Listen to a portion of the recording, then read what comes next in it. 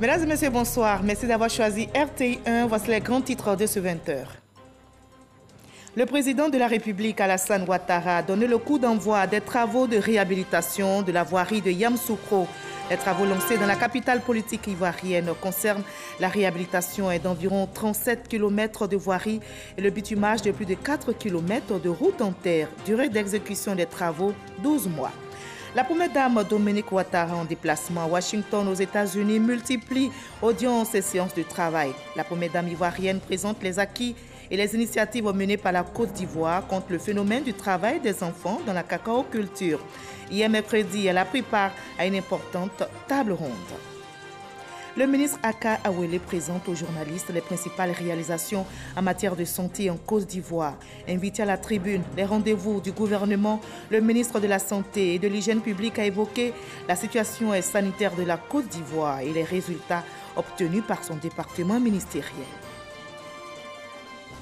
L'ex-président tunisien Ben Ali est décédé ce jeudi en Arabie Saoudite après des manifestations populaires sans précédent qui ont donné naissance au printemps arabe. Il s'est exilé avec sa famille le 14 janvier 2011 à Guédar. Soyez les bienvenus sur RTI1. Yamoussoukro sera en chantier. Le président de la République, Alassane Ouattara, a donné le coup d'envoi des travaux de réhabilitation de la voirie à l'issue du Conseil des ministres tenu hier mercredi dans la capitale politique ivoirienne. Les travaux qui ont été lancés concernent la réhabilitation d'environ 37 km de voirie revêtue et le bitumage de plus de 4 km de route en terre. 12 mois, c'est la durée d'exécution des travaux, nous rapportent Mama Traoré et Abiba Dambélé Saoui. Par le passé, elle faisait la fierté et la renommée de Yamoussoukro. Aujourd'hui, elle est un calvaire pour les usagers de cette ville. Il s'agit de la voirie. 65% des 163 km de routes bitumées sont dans un état vétuste, par faute d'entretien depuis des décennies. Un tableau indigne de la capitale politique que le président Alassane Ouattara a décidé de changer en lançant ce mercredi 18 septembre 2019 les travaux de bitumage et de réhabilitation de la voirie de Yamoussoukro. Un acte longtemps attendu des populations de la région du Bélier. La réhabilitation de la voirie urbaine de notre capitale, dont la réalisation avait été promise par tous les gouvernements précédents, connaît enfin son exécution sous votre mandat. C'était une espérance, un rêve qui aujourd'hui devient une réalité. La joie des populations est tellement grande que les mots pour l'exprimer me manquent. Nous vous disons simplement Baba Mo. Entendez par là, Excellence, Papa, merci. Anouma Mo, hier, merci.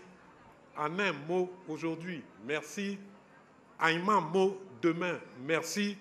Tchenkouakla Mo, chaque jour, merci.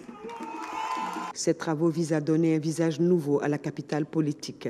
Ils concernent 41 km de route, dont 37 à réhabiliter et 4 km de rues à bitumer. D'un coût de 32,5 milliards de francs CFA, ce projet est entièrement financé par l'État de Côte d'Ivoire. Outre la réhabilitation des voies principales de la capitale, le projet inclut le bitumage des voies diverses qui innervent les quartiers de Cocrenou et du Millionnaire. La structure de chaussée prévue pour le bitumage aura une durée de vie de 15 ans si les entretiens sont correctement assurés. En ce qui concerne les réhabilitations, ils consisteront au recyclage de la structure de chaussée en place et à la mise en œuvre d'un revêtement de 5 cm en béton bitumineux.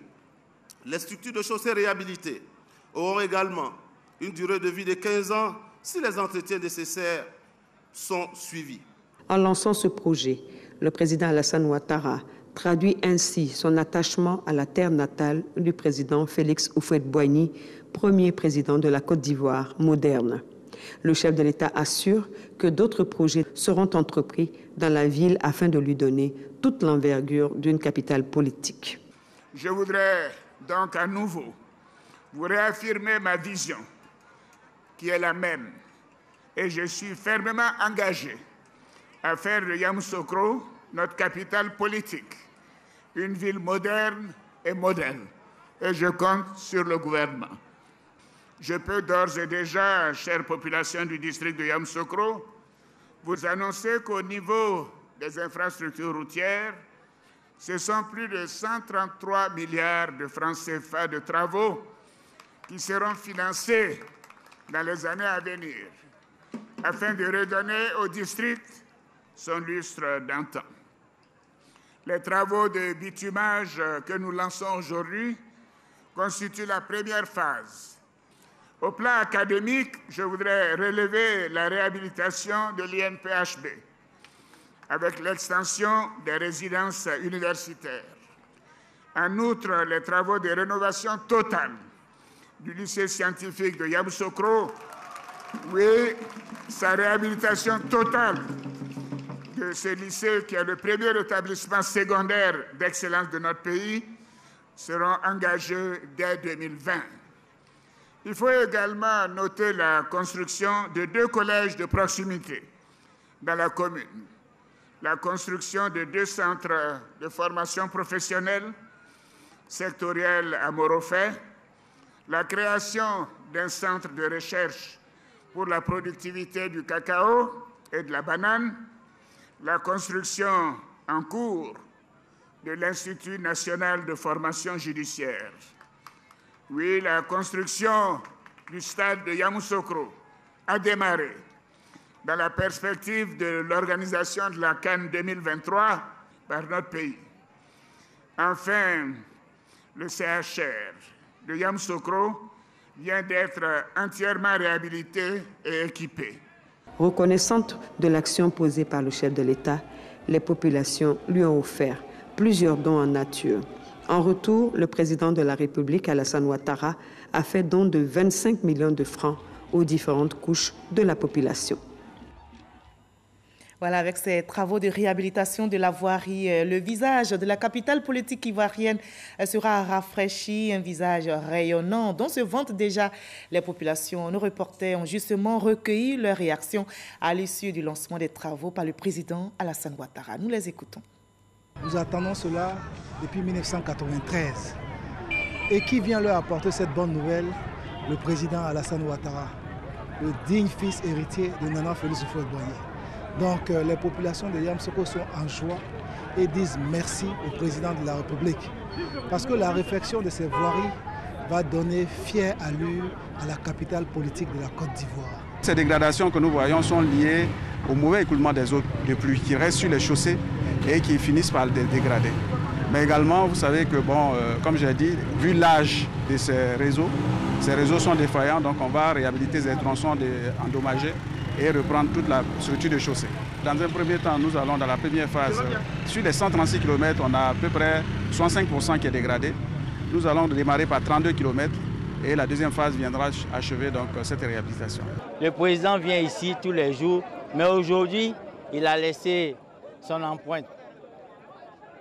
Nous donner 41 km de route à réhabiliter et 4 km de route à bitumer. C'est du jamais vu. On sent vraiment la présence de notre père fondateur, le président Félix Houphouët-Boigny, encore à Yamoussoukro. Je suis très très fier de voir que Yamoussoukro va être réhabilité. Voyez-vous, Yamoussoukro, c'est la capitale de la Côte d'Ivoire. Yamoussoukro, c'est tout un symbole pour les Ivoiriens. Et ces travaux montrent la vision du président Alassane Ouattara qui rejoint celle du président Félix Houphouët-Boigny. C'est une joie. Qui n'aime pas être vraiment dans ces conditions-là?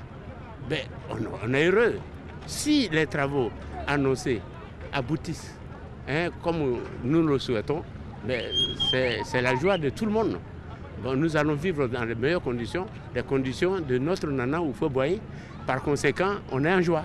C'est vraiment un bonheur pour nous que le président de la République prenne cette initiative de réhabiliter cette capitale, parce que c'est l'âme de la Côte d'Ivoire. Et je voudrais lui dire merci. Avant, il y avait trop de problèmes. Les routes étaient tous gâtées, délabrées même. Donc actuellement, aujourd'hui, on est très contente même pour la réhabilitation de la route. Avec ce qu'il a dit là, vraiment on est content. Parce que toutes les voies de Yamoussoukro sont gâtées aujourd'hui. Dans le quartier, moi-même j'habite à Coquenou, il n'y a pas de quartier. Quand tu es ici pour avoir vécu par là à Cocrenou, ce n'est pas possible. Il faut que peut-être tu prennes pour décomposer avant d'arriver chez toi, mais pour avoir directement les vécu de rentrer, parce qu'il n'y a pas de route. Donc pour le projet, vraiment, on est content. Le projet de réhabilitation de la ville de Yamoussoukro nous va droit au cœur. Ça nous permettra d'éviter beaucoup d'accidents, beaucoup d'embouteillages. Nous, en tant qu'enfants d'ici, ça nous va droit au cœur parce que le président Ouattara, c'est un homme d'action et de grande envergure. Nous sommes très heureux d'être là, de participer. Et tant qu'il sera là, ou partout sera, nous serons là pour l'accompagner, pour le développement de la Côte d'Ivoire, pour l'émergence de la Côte d'Ivoire, pour l'industrialisation de la Côte d'Ivoire. Nous sommes très fiers d'être là et vive la Côte d'Ivoire, vive le président Ouattara. Nous sommes vraiment très heureux d'abord d'accueillir le président Alassane Dramane Ouattara sur nos terres et il vient encore arranger les voies de Yamoussoukro qui sont dans des états très piteux, des états vraiment délabrés. La population souffrait. Aujourd'hui, pour arrêter un taxi, il fixe le prix en fonction du lieu où tu vas parce que les voies sont délabrées, c'est vraiment pitoyable. Vraiment, nous sommes heureux, fiers du président Ado. Je suis un taximètre. Je roulais la ville. Bon, la ville là, avant et puis actuellement là, c'est pas la même chose. Quand le président a dit qu'il va arranger, je suis tellement content, je suis tellement heureux. Il faut que j'applaudisse. Voilà donc avec cette réhabilitation, Yamoussoukro dira adieu à ses crevasses. Sans turbulence également, nous prenons la direction de Washington aux États-Unis où la première dame Dominique Ouattara multiplie audiences et séances de travail. La première dame ivoirienne présente les acquis et les initiatives menées par la Côte d'Ivoire contre le phénomène du travail des enfants dans la cacao-culture. Hier mercredi, elle a pris part à une importante table ronde, comme nous l'explique Alexis Rouedraogo.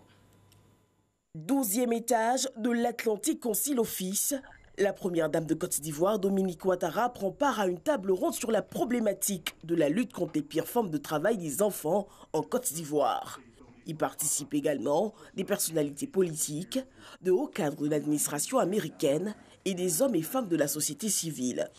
Selon les études conduites par le secrétariat américain du travail, 85% des enfants impliqués dans la cacao-culture vont à l'école, vivent avec leurs parents et vont occasionnellement au champ avec eux en dehors des heures de cours. L'ONG Vérité et Walk Free Foundation estime le nombre d'enfants victimes de travail forcé dans la production de cacao à 0,17%. Des chiffres qui engagent toutefois à l'action. La Côte d'Ivoire reste déterminée à apporter des réponses appropriées. Since 2011, the National Oversight Committee, which I share, and the Interministerial Committee have carried out actions to curb child labor.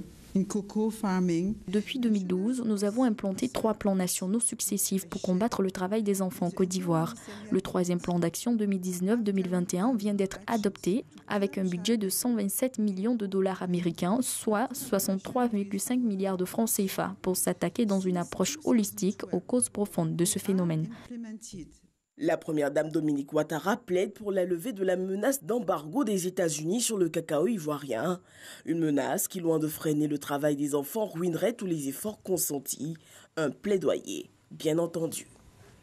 Ils sont aussi au front pour le rayonnement de leur pays, la Côte d'Ivoire. Leur travail a été reconnu par la hiérarchie. Ils excellent dans le secteur des bâtiments et des travaux publics et l'État ivoirien vient de les distinguer. Au nombre de 9, ils ont été décorés par la grande chancelière Henriette Dagri Diabaté. Ce sont des professionnels des BTP et chefs d'entreprise. Ils ont été faits respectivement commandeurs et chevaliers de l'ordre national. On en sait plus avec Konaté Moussa. Ces professionnels du bâtiment et des travaux publics reçoivent les insignes de l'honneur républicain. Au nombre de 9, dont un commandeur de l'ordre national, 4 officiers et 4 chevaliers, ils sont décorés pour leurs contributions au développement du pays. Nous vous réitérons nos remerciements pour cette grande marque de confiance qui nous est faite ce jour et nous oblige à redoubler d'efforts pour rehausser davantage l'image du secteur du BTP en Côte d'Ivoire. Madame la grande chancelière de l'ordre national, nous vous prions de transmettre au président de la République, son Excellence M. Alassane Ouattara, toute notre reconnaissance pour la nouvelle impulsion donnée au secteur du BTP dans notre pays. Selon le groupement ivoirien du bâtiment et des travaux publics, entre 2012 et 2018, environ 60% des investissements publics ont été consacrés au secteur du bâtiment et des travaux publics dans le cadre du programme de reconstruction des infrastructures économiques engagé par l'État de Côte d'Ivoire. Pour leurs efforts, les acteurs bénéficient des encouragements du gouvernement. C'est quotidiennement que nous apprécions, aussi bien dans le district d'Abidjan que dans les villes de l'intérieur du pays, la qualité du travail réalisé par les acteurs de votre secteur. Les infrastructures déjà réalisées, les grands projets en cours et à venir sont la preuve de ce que les BTP comptent pour beaucoup dans la politique de développement de notre pays. Et il vous revient à vous, acteurs de ce secteur, de vous organiser pour prendre votre part, par votre sérieux, par votre professionnalisme, par votre engagement. Le secteur du bâtiment et des travaux publics compte 3048 entreprises et emploie plus de 100 000 personnes. À l'intérieur du pays, dans la région du Nzi, les populations qui aiment également le travail bien fait se préparent à accueillir et à honorer le président de la République. À Dimokro, les préparatifs s'accélèrent. Le programme d'entretien routier facilite l'accès à la localité. C'est une ville, Dimokro, une ville accessible qui lui confère de nombreuses opportunités. Et les populations en sont tellement fières qu'elles en parlent au micro de notre reporter Eugène Atoubé qui les a rencontrés. Dimokro, via Toumoudi, est à 260 km d'Abidjan, la capitale économique, et 60 km de Yamoussoukro, la capitale politique. Seulement 30 km séparent le chef-lieu de la région du Bélier de Dimokro. La route qui relie ces deux localités connaît un fort taux de fréquentation. Automobilistes et usagers s'accordent pour dire qu'il est aisé de l'emprunter en son état actuel. À la faveur de la visite d'État dans la région du Nzi du président de la République Alassane Ouattara, les obstacles sur cette route sont en train d'être levés, comme ici dans le village de Lukuyaokro, à équidistance entre Toumoudi et Dimokro. En cet endroit, il y avait danger en permanence. L'eau de pluie charriait le sable et venait s'amonceler sur la voie, causant d'énormes dégâts. Avec les travaux en cours d'exécution sur cette partie du tronçon, c'est un soulagement pour les usagers. Il y a au moins 6 mois de cela, si j'ai la bonne mémoire, pour ce même tronçon ici, précisément là où nous sommes arrêtés, il y a quand même qui a fait sortir de route ici à cause du mauvais état de la route. Mais je pense qu'avec ces travaux qui sont en train de se mener au jour d'aujourd'hui, je pense que c'est déjà très bon pour ce petit tronçon. On va encore terminer, mais c'est déjà bon. Notre souhait, c'est que la voie soit bien propre. De la manière dont on commence, on a bien terminé. Ayant subi plusieurs années de calvaire sur l'axe Toumoudi-Dimokro, réputé être un repère de coupeurs de route dans un passé proche, les usagers de cette route retrouvent le sourire. C'est depuis 2018 que le gouvernement a engagé les travaux de réhabilitation de cette route. D'importants travaux y ont été réalisés avec traitement de points à temps et points critiques. Les nids de poules ont été comblés, les accotements débarrassés des hautes herbes pour donner une meilleure visibilité aux automobilistes. Des portions entières de bitume ancien et dégradé ont été décapées et remplacées par une autre couche d'épaisseur supérieure. Voyager jusqu'à Dimokro aujourd'hui est redevenu agréable et sans le moindre souci de la vie des usagers de cette route. Venir à Dimokro actuellement, on peut dire que c'est plus ou moins bien par rapport aux années ultérieures. Voilà. Parce qu'aux années ultérieures, la voie était quasiment impraticable, avec des trous à gauche, à droite. Voilà. Donc la conduite était très difficile. Mais actuellement, à moins de 2h, 2h30, c'est déjà à Dimokro, c'est déjà bon. Oui, l'année s'est passée là, vraiment, à 10 minutes pour arriver ici, tu vas mettre au moins à 30 minutes. Donc maintenant, c'est bien. Au moins à 15 minutes, à 10 minutes, tu es ici. Ah oui, c'est bon. Ils ont arrangé. Donc on est content. Oui, j'ai appris ça que le président vient à Dimokro. C'est bien. Bon, ils ont construit dispensaires. On n'a pas logement des infirmiers. Vraiment, ça nous bloque. L'eau à pompe ici, là, bon, avant le village est petit. Et maintenant, il y a des gens, on en a un peu nombreux. Donc ça ne suffit pas. Attente légitime qui donne le sens et la portée de la visite du président Alassane Ouattara en visite d'État à Dimokro et également à Bokanda et Kwasi-Kwasikro.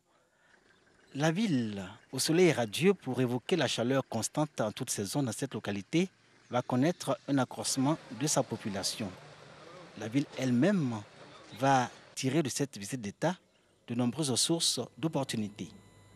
Les attentes sont aussi nombreuses dans le secteur de la santé et heureusement les lignes bougent dans le domaine au profit des populations. Une signature de partenariat pour la construction de 6 hôpitaux à l'intérieur du pays a eu lieu aujourd'hui à la primature. L'État ivoirien et un opérateur britannique ont scellé un partenariat en vue de la réalisation de projets. Herman Guivet nous en dit plus. 6 hôpitaux bientôt construits à l'intérieur du pays. Villes retenues, Bouaké, Boundiali, Mimignan, Kouto, Ouangolodougou et Katiola. La signature de l'accord de partenariat devant permettre d'y aboutir a réuni à la primature NMS Infrastructure, opérateur britannique qui propose des solutions d'infrastructures de santé clés en main à travers l'Afrique et l'État de Côte d'Ivoire, représenté par le ministre de la Santé, le ministre auprès du Premier ministre chargé du budget et du portefeuille de l'État, le directeur de cabinet du Premier ministre, qui lui représentait le chef du gouvernement, Amadou Gonkoulibaly. L'opérateur britannique NMSI s'est dit honoré d'avoir été retenu pour la livraison du programme. Into Africa, into Côte d'Ivoire. Nous sommes très heureux avec cette initiative excellente de son Excellence le Président. C'est tout à fait direct avec les aspirations du Royaume-Uni en Côte d'Ivoire. Déjà commencé à préparer l'équipe pour démarrer les travaux, pour compléter les travaux avec les sous-traitants ivoiriens. On est très content de travailler avec eux, avec tout le monde, dans une grande équipe pour la livraison finale de ce programme.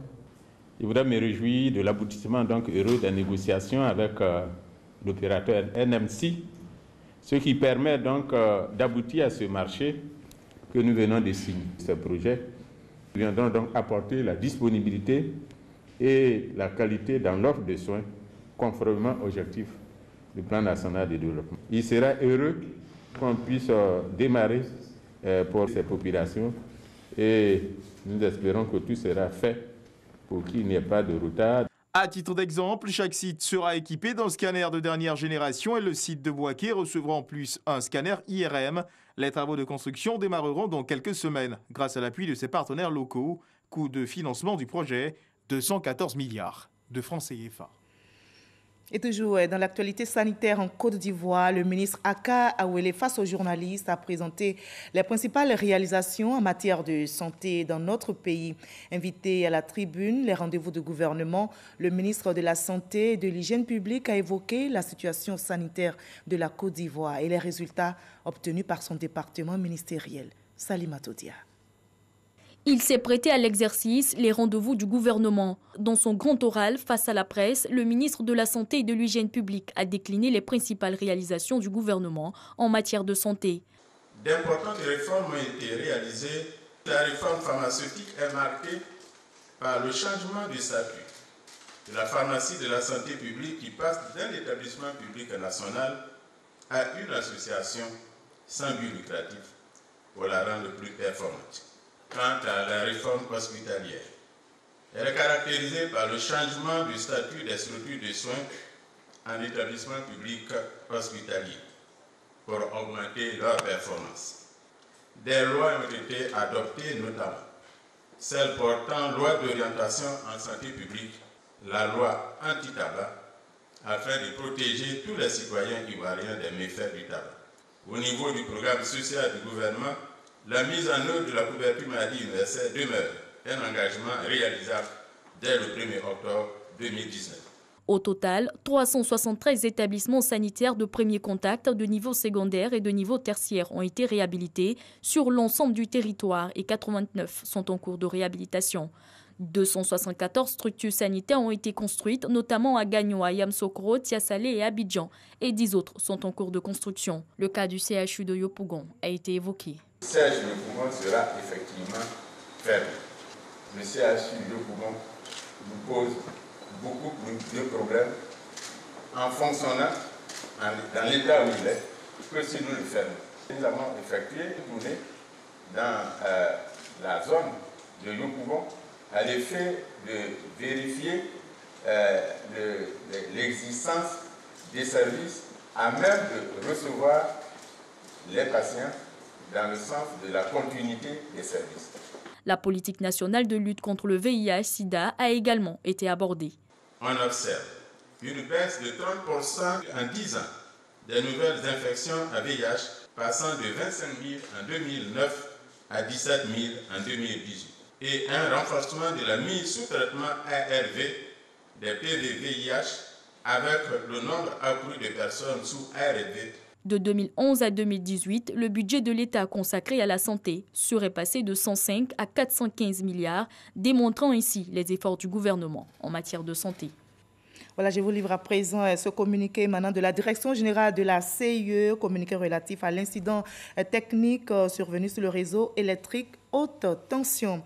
La compagnie ivoirienne d'électricité informe son aimable clientèle qu'un incident technique survenu ce jeudi 19 septembre 2019 à 15h41 a occasionné des perturbations dans l'alimentation en électricité de plusieurs communes du district d'Abidjan et de l'intérieur du pays.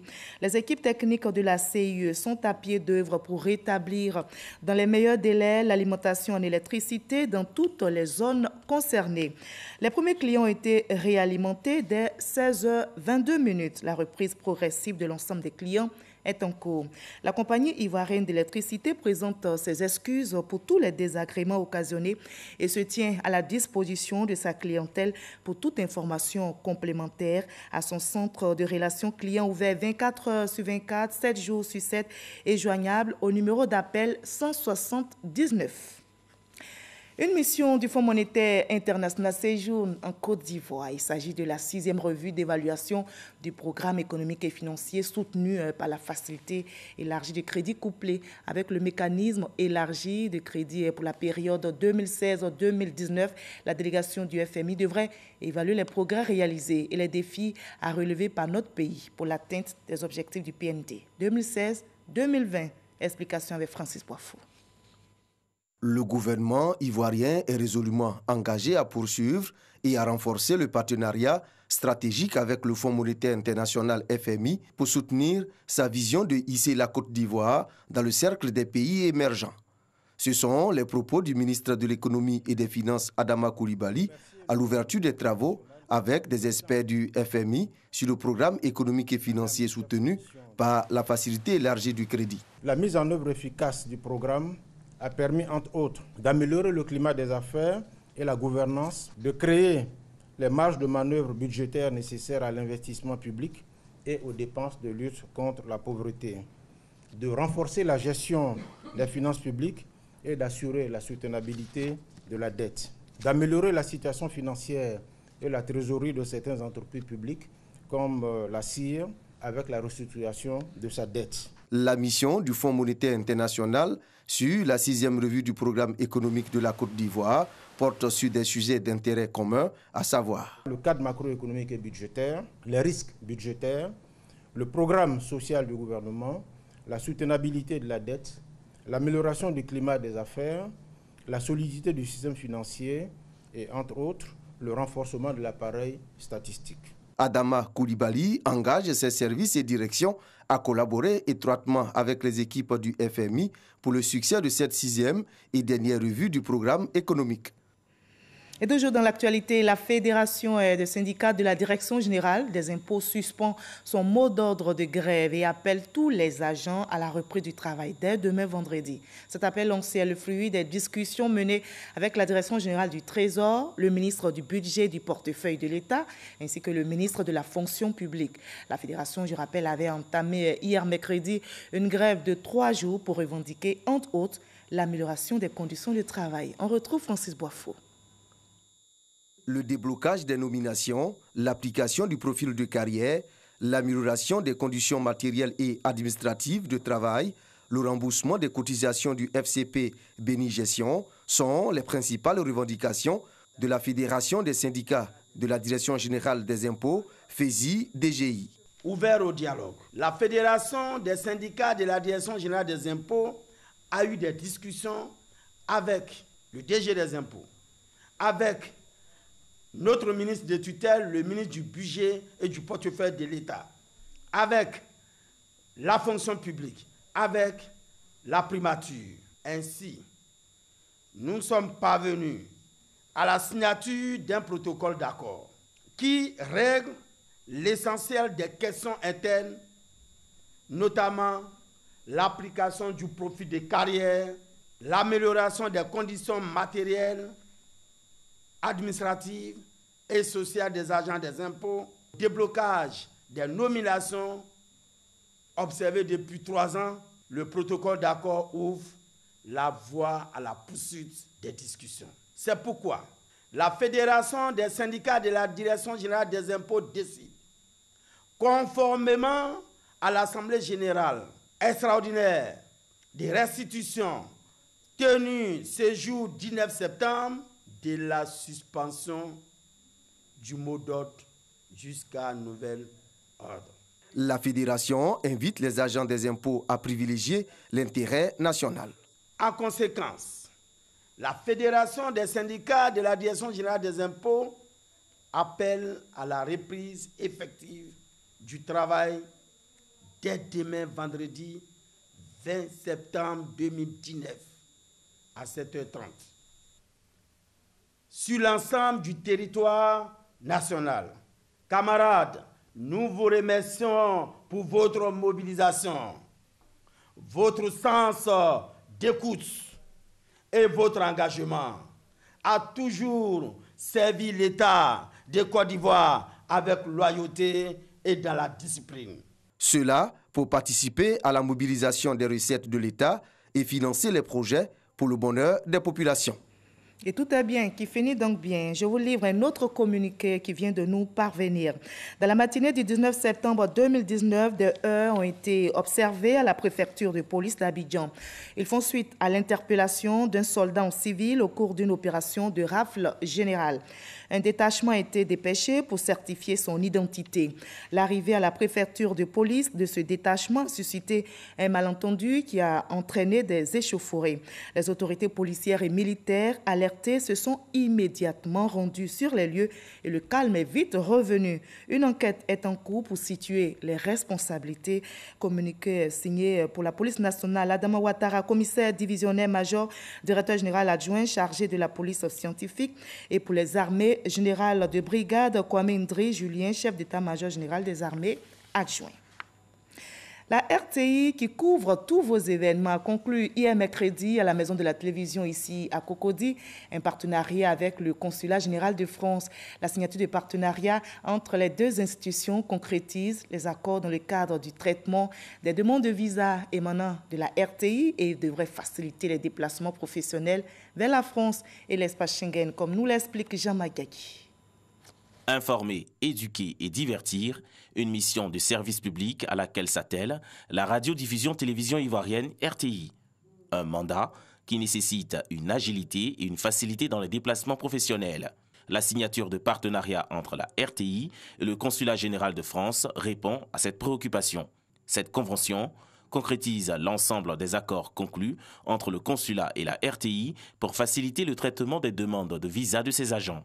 De façon très concrète, RTI disposera d'un guichet dédié chez notre prestataire pour déposer les demandes de visa, que 2, RTI aura un interlocuteur identifié au Consulat général de France et que 3, RTI pourra bénéficier de visas de plus longue durée. Aujourd'hui, avec ce protocole que nous allons signer avec le Consulat général de France, eh bien, les conditions d'obtention des documents de voyage vers la France et partant vers les États Schengen vont se retrouver sensiblement améliorées et facilitées. La cérémonie de ce jour concrétise une volonté commune, celle de sceller un partenariat entre le Consulat général de France et la RTI. Marque de confiance entre nos deux entités et volonté de célébrer l'amitié entre nos deux pays. Le ministère de la Communication et des Médias apporte son soutien à cette signature. Le protocole d'accord entre la RTI et le Consulat de France est né de la volonté du président français Emmanuel Macron de faciliter la mobilité et les échanges entre la France et la Côte d'Ivoire. Décision prononcée en novembre 2017, date de sa dernière visite en terre ivoirienne. Nous sommes jeudi 19 septembre 2019. L'UDPCI, parti membre du RHDP, a procédé à la commémoration du 17e anniversaire du décès de son fondateur, le général Robert Gueye. Au cours de ce rendez-vous, qui est un jour de souvenir, les anciens collaborateurs du général se sont recueillis et appelés à la paix et à l'unité. Le ministre Albert Ouakus Mabri a évoqué l'attachement du général Robert Gueye au président Félix Houphouët-Boigny et à ses idéaux. L'ex-président tunisien Ben Ali est décédé aujourd'hui en Arabie Saoudite où il vivait en exil depuis sa chute en 2011. Sa famille désire qu'il soit inhumé à Guéda où il résidait donc depuis le début de son exil. Pour rappel, après des manifestations populaires sans précédent qui ont donné naissance au printemps arabe, il s'est exilé avec sa famille le 14 janvier 2011 en Arabie Saoudite. Je rappelle qu'il a dirigé la Tunisie pendant 23 ans. Fin de ce 20h. Merci à vous tous de votre aimable attention. L'actualité revient à 23h avec Marine Cognan. Demain 13h, vous avez rendez-vous avec Hamza Diaby et Fatou Fofana. Vous donne rendez-vous à 20h. Très belle soirée sur RTI1.